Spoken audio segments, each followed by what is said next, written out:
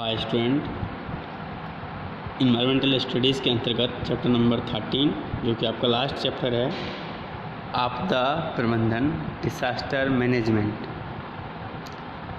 आपदा प्रबंधन किसे कहते हैं, आपदा किसे कहते हैं, इसके बारे में हम इस चैप्टर के अंतर्गत जानेंगे। तो आपदाएं प्राकृतिक भी होती हैं और मानव निर्मित भी होती हैं। आपदाएं उन घटनाओं को कहते हैं जो अचानक घटित हो जाती हैं वातावरण में, चाहे वो मनुष्य के द्वारा हो या प्रकृति के द्वारा हो। जैसे प्रकृति के द्वारा होता है बाढ़ आना, ज़मीन का खिसक जाना, भूकंप आना, ओलावृष्टि होना, सुनामी आना, तूफान आना, आंधी आना, ये सब प्राकृतिक के द्वारा होने वाली घटनाएं हैं। उनको हम प्राकृतिक आपदा कहते हैं। मनुष्य के द्वारा, जैसे आतंकवादी घटनाएं जो होती हैं वो मनुष्य के द्वारा होती हैं। विस्फोट करना, ठीक है, ये सब मानव निर्मित हो जाएंगी। तो इंट्रोडक्शन देखते हैं इसका। और हाँ, आपदा प्रबंधन किसे कहेंगे? इन आपदाओं से निपटने का जो क्रियाकलाप होते हैं उनको हम आपदा प्रबंधन कहते हैं। तो इंट्रोडक्शन में क्या है? आपदा या संकट, जिसको अंग्रेजी में डिसास्टर कहते हैं, ये एक ऐसा शब्द है जिसकी उत्पत्ति फ्रेंच शब्द डिसास्ट्रे से हुई है, जिसमें डैश का अर्थ बुरा यानी कि बैड तथा स्ट्रे का अर्थ केंद्र यानी कि स्टार है। इस प्रकार इसका पूरा मतलब बुराइयों का केंद्र से है। भारतीय भाषा में ये संकट या आपदा एवं अंग्रेजी में डिसास्टर है। ये एक ऐसी आपदा है जो प्राकृतिक, आकस्मिक एवं मानव द्वारा निर्मित होती है। मतलब देखिए कैसी होती है, प्राकृतिक हो सकती है, आकस्मिक हो सकती है और मानव द्वारा निर्मित होती है, जो एक दुर्भाग्यपूर्ण घटना मानी गई है। ये आपदा सामाजिक एवं व्यक्तिगत कारणों से जानबूझकर या अज्ञानतावश कुछ भी हो सकती है।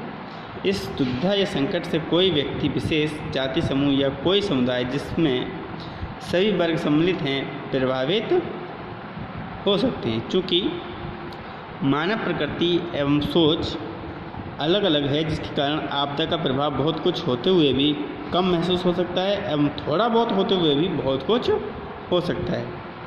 प्राकृतिक कारणों से पैदा होने वाली आपदा यथा भूकंप, ज्वालामुखी, सुनामी, गड़गड़ाहट यानी कि थंडर व भूमि खिसकना आदि हैं। ये प्राकृतिक आपदा हैं। कई बार कुछ अप्रत्याशित घटनाएं जो जनजीवन को अस्त व्यस्त कर पारिस्थितिकी को तितर-बितर कर परेशानी पैदा कर देती हैं, आपदा संकट कहलाता है।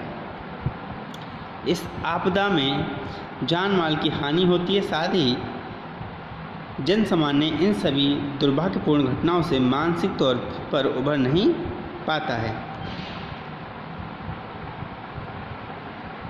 एवं सभी घटनाएं सोच कर इंसान का दिल दहल जाता है। ऐसी घटनाएं प्रायः प्रलयकारी एवं विध्वंसकारी होती हैं, जो समाचार पत्रों, रेडियो, दूरदर्शन आदि पर समाचार माध्यम से सुर्खियों बन जाती हैं। अक्सर आपदाएं उपलब्ध साधनों का भारी विनाश करती हैं तथा भविष्य के विकास मार्गों में अवरोध पैदा करती हैं। आप सभी निम्न आपदाओं से, जो पूरे विश्व में कहीं न कहीं घटित हुई हैं, जरूर विज्ञ होंगे। जैसे बाढ़ आना, इनुडेशन और फ्लड बोलते हैं इसको, भूकंप, जियोक्यूब्स, चक्रवात, साइक्लोन, भूस्खलन यानी कि लैंडस्लाइड्स, ज्वालामुखी, विस्फोटन, वोल्केनिक इरप्शन, तुषार, स्नो स्टॉर्म्स, फ्रॉस्ट, महामारी, एपिडेमिक्स और पैंडेमिक्स भी होता है। पैंडेमिक्स जैसे ये कोरोना महामारी है, इसे एपिडेमिक्स या पैंडेमिक्स बोल सकते हैं। आणविक विस्फोट या विषैली दुर्घटनाएं, न्यूक्लियर एक्सप्लोशन और टैक्सोलॉजिकल एक्सीडेंट्स, संग्राम, वारफेयर, प्रचंड आंधी तूफान, टोर्नाडोज या हरिकेन्स, ज्वार भाटी तरंगे, टाइडल वेव्स या सुनामी, टी सुनामी बोलते हैं इसको, ठीक है, टी साइलेंट रहता है, सुनामी बोलेंगे इसको। आग लगना, ग्रामीण आयुध, बारूद, भंडारण, कारखानों, नगरीय जंगलों आदि में। औद्योगिक गैस रिसाव, इंडस्ट्रियल गैस लीकेज, जैसे आपकी भोपाल गैस त्रासदी हुई थी 1984 में शायद, जो मेथिल आइसोसाइनाइड की वजह से हुई थी। प्रदूषण, ये सब क्या है, आपदाएं हैं। अब देखिए, उक्त सभी कारण प्राकृतिक रूप से या मानवीय मूल चूक या गलती से या एक दूसरे से विकासपरक तथ्यों में आगे निकल जाने की होड़ में पैदा होते हैं, जो एक विशाल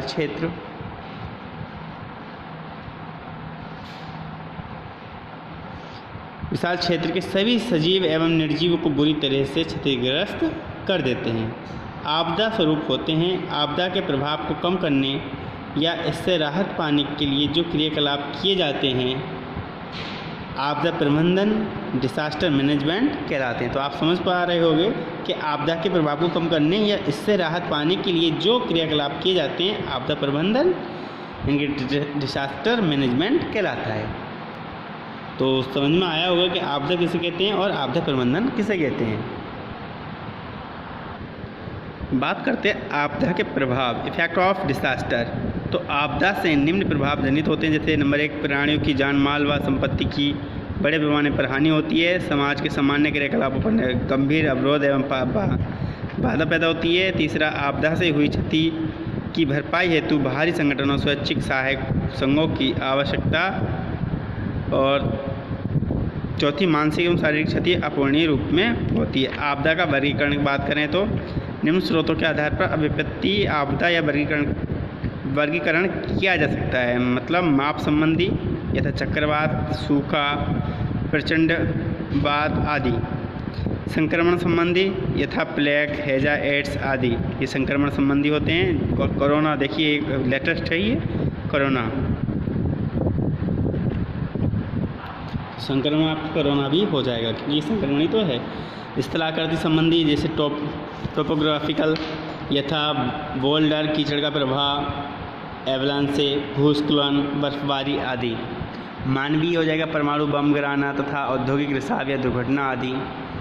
टेक्टोनिक प्लेट संबंधी, यथा ज्वालामुखी फूटना व भूकंप आदि। प्राकृतिक, नेचुरल क्या हो जाएगा, जैसे सूखा, अतिवृष्टि, अकाल, भूकंप, चक्रवात, आंधी, तूफान, भूस्खलन, वातावरणीय आपदाएं, सुनामी, बादल फटना, तड़ित विस्फोटन आदि, ये प्राकृतिक आपदा हो जाएगी। आकस्मिक आपदा, एक्सीडेंटल, सोवियत संघ के चेरनोबिल विद्युत संयंत्र में रिसाव, भोपाल गैस त्रासदी आदि क्या हो जाएंगी, ये आकस्मिक हो जाएंगी, मतलब अचानक एक्सीडेंटल वाली। छली आपदाएं, इंडियस, यथा नाभिकीय संतरों से अपशिष्ट को मृदा में डंप करने से वायु व मृदा में विकिरण का आ जाना, गंदगी का नदियों में बहा देने से अथवा समुद्र में बहा देने से जलीय जीवन अस्त व्यस्त हो जाना या उनमें जहरीलापन आने से जन समूह द्वारा उनके भक्षण से बीमार हो जाना, यथा मछुआरे परिवार आदि, उनकी स्किन में रोग आ जाना व इससे कैंसर हो जाना, सभी छली आपदाएँ हैं। कैसी आपदाएँ हैं? छली आपदाएँ। ग्रीन हाउस प्रभाव, ओजोन परत को नष्ट होना आदि सब छली अथवा अन्य कारणों से अप्रत्यक्ष रूप से जनित आपदाएँ हैं। फिर नवी है युद्ध जनित आपदाएँ। तो युद्ध जनित आपदाएँ कैसी हैं? मतलब जो युद्ध दो देशों में युद्ध होता है तब घटित होती हैं। जैसे अमेरिका के न्यूयॉर्क शहर में वर्ल्ड ट्रेड सेंटर के ट्वाइन टावर पर होने वाले अटैक से लगभग 6,000 लोग मारे गए एवं हजारों घायल हुए, जो एक संग्राम जनित आपदा थी। इसके साथ अमेरिका के सैन्य क्षेत्र में स्थित पेंटागन इमारत पर हुए हमले में काफ़ी लोग मारे गए थे। ये घटना 11/9/2001 की है। विपत्ति एवं आपदा, हैजार्ड एंड डिसास्टर। तो विपत्ति से ही आपदा पैदा होती है। विपत्ति यानी कि हैजार्ड, बस असुरक्षा, वल्नरेबिलिटी जब आपस में संयुक्त होते हैं तब आपदा पैदा होती है। जैसे भूकंप आना एक विपत्ति है जिससे पर्यावरणीय संपत्ति एवं मानव जीवन को भारी कष्ट एवं क्षति पहुँचती है। यदि लोग पहले से मकानों को भूकंप मानकों के अनुरूप डिज़ाइन कर बनवाते हैं तो भूकंप से क्षति कम होगी, लिहाजा ये विपत्ति होगी जिसमें कम ही लोग इससे प्रभावित होंगे। यदि मकान सामान्यतः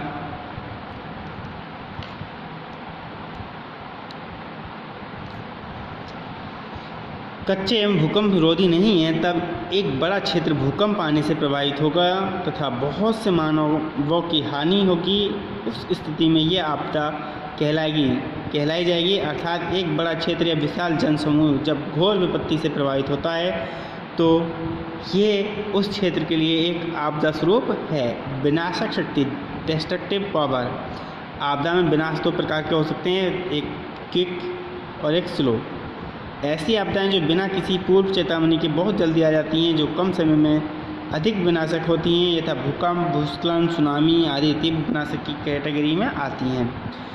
कुछ आपदाएं धीमी गति से घटित होती हैं। इन आपदाओं से बचने के लिए सुरक्षात्मक सावधानियां बरतने का समय पर्याप्त मिल जाता है, जिसके परिणाम स्वरूप इन आपदाओं से होने वाली हानि तथा प्रभाव कम होते हैं। जैसे सूखा व अकाल आदि धीमी गति के आपदाएं हैं। एक अनुमान के अनुसार भारत के लगभग 70% से अधिक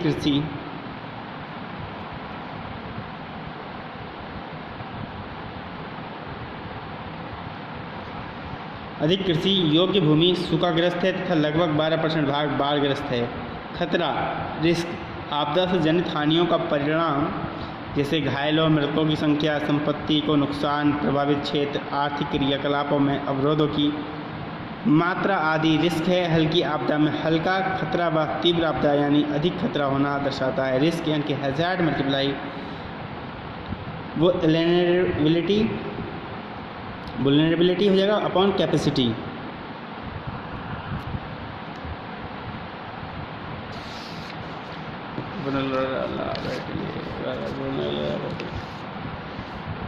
क्षमता,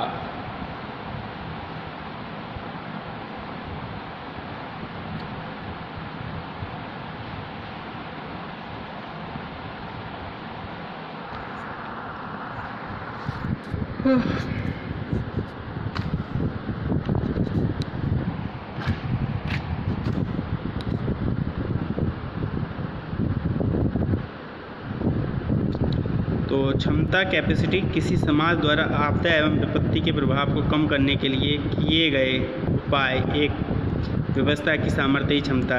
खतरों के कारक, फैक्टर ऑफ रिस्क। खतरों के क्षेत्र घरों, कार्यालयों, संस्थानों, स्कूलों एवं क्षेत्रीय पर्यावरण होते हैं। घरों के लिए खतरनाक कारक तथा यथा बंद घर, ज्वलनशील पदार्थ, मिट्टी का तेल, गैस, पेट्रोल, डीजल का अनाधिकृत भंडार, बिजली की पुरानी फिटिंग, स्विचों का स्पार्क, अव्यवस्थित कपड़ों का ढेर, प्लास्टिक के दरवाजे, पुराने विद्युत उपकरण आदि।